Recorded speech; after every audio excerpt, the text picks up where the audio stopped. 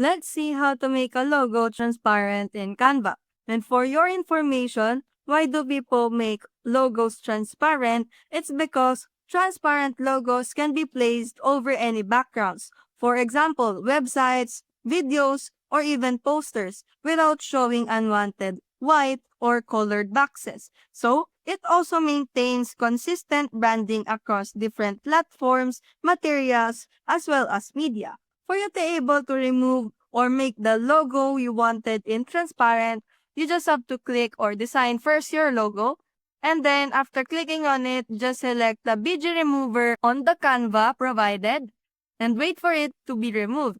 And for you to able to download it in transparent, you just have to click the share button.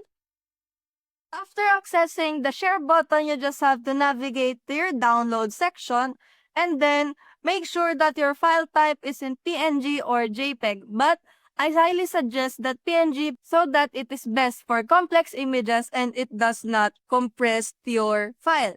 And then you just have to toggle on the checkbox the transparent background and then you just have to click the download for you to able to save this logo in transparent background.